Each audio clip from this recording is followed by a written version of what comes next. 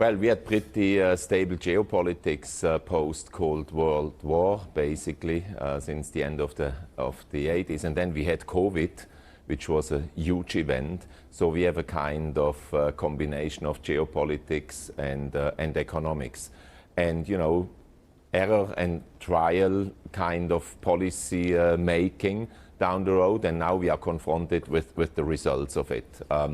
And much higher interest rates, inflation rates, and it just takes time to feed through the system. And I think there's a pretty positive trajectory that we come into more normal waters again. But this new world order, you know, is kind of more multipolar in nature.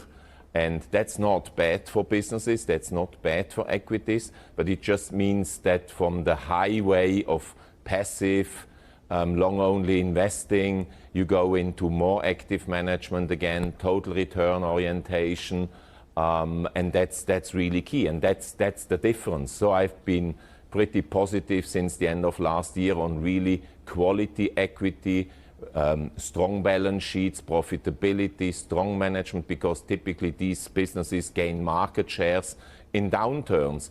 And right now we see, of course, the central banks staying data dependent, and they rather err on the side of caution. We see that right now. And then we are very fixed on daily, weekly and monthly data, and that doesn't show the trend really. So the trend is pretty positive. There's slowing economic growth right now, slowing profits, and normalization, which is, after a couple of years of not normal conditions, is really positive. So I'm rather positive on the outlook for risk assets this year, but highly selective. Well, that's fascinating, because the other school of thought is arguing that actually we are crabbing sideways on markets to lower as far as the US indices are concerned here.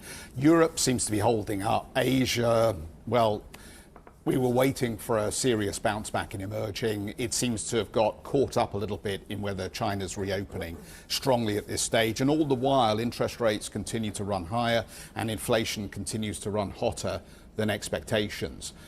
What is the percentage likelihood of an alternative world here where actually we just slip into recession, because ultimately all those interest rate hikes start to bite on the real economy? And because of the valuations we're sitting at the moment in equity markets, there is only one direction they go, which is lower. What do I do in that scenario? And what percentage likelihood is there of that? I hear your positivity, but there are a lot of people out there who will be questioning it. Oh, absolutely. The consensus by the end of the year, the beginning of the year, was firmly negative, very clearly. And then we had a rally continuing strongly into January, and now big doubts again because of a pretty bad February. And I think these are the buying opportunities in market at this stage. But you know, the averages are masking really a lot of dispersion of returns and risks. You see huge dispersions. I mean, US financials have been doing really well. European luxury, affordable luxury and desirable luxury has been doing very well. And energy has been doing well throughout last year, best sector globally, and it's still very attractively valued. And then other sectors, nothing happening.